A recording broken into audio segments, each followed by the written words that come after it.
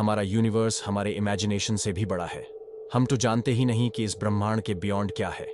जिस यूनिवर्स की जानकारी हमारे पास है, हमें इसमें स्थित ऑब्जेक्ट्स भी पूरी तरह ज्ञात नहीं है।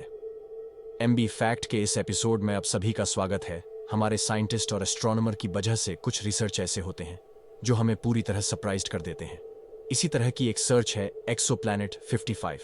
कैंक्री ए की किसी एक ग्रह की खोज वास्तव में सरप्राइज करने के लिए पर्याप्त नहीं है, परंतु 55 कैंक्री ए वास्तव में कुछ असामान्य है, जिसके कारण इसे वैज्ञानिकों ने डीमन प्लैनेट का नाम दिया है। जी हां, आपने सही सुना। 55 कैंक्री ए को हीरे से बना ग्रह माना जाता है। यह सच है या नहीं, इस पर इंटेंस डिबेट छुड़ी हुई है।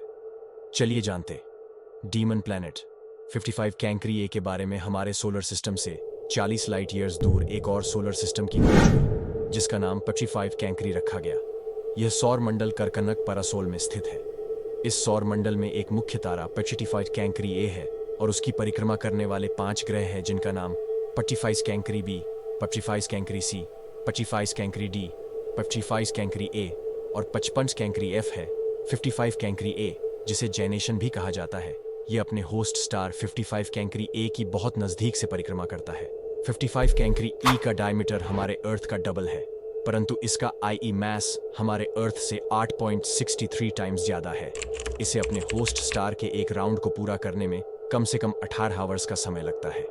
55 कैंक्री ई की खोज 30 अगस्त 2004 को हुई। अपने विशाल आकार के बावजूद यह ग्रह अपने सौर मंडल के 5 ग्रहों में सबसे छोटा है।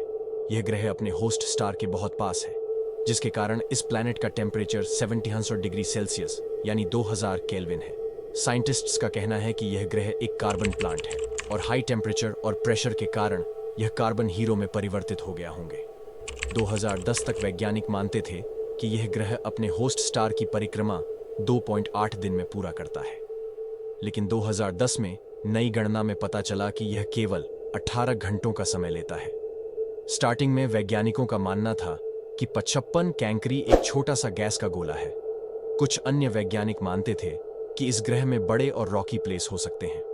2010 के ऑब्जर्वेशन से पता चला कि दोनों एक्सोप्लैनेट 55 कैंक्री ए और उसके होस्ट स्टार 55 कैंक्री ए में ऑक्सीजन के कंपेयर में कार्बन अधिक था, और वैज्ञानिकों ने अनुमान लगाया कि ग्रह के पूरे मास का 1/3 भाग कार्बन से बना हुआ है।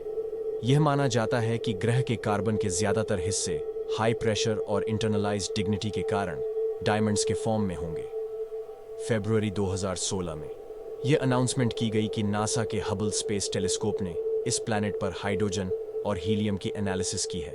उनके ऑब्जर्वेशन से हाई हाइड्रोजन सेनाइट का भी सिग्नल मिला, जिससे पता चला कि प्लैनेट में हाई वॉल्यूम में कार्बन मौजूद है।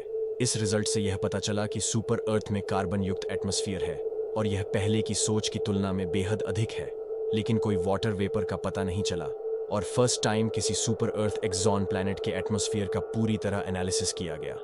अगर आपको वीडियो पसंद आया हो तो लाइक करें, शेयर करें, और अगर आपका कोई सुझाव है तो हमें कमेंट जरूर करें, और माइंड ब्लोइंग फैक्ट को सब्सक्राइब करना ना भूलें। इसी तरह की और वीडियोस हम आपके लिए आगे भी लाते रहेंगे। तो मिलते हैं एमबी फैक्ट के नेक्स्ट एपिसोड में।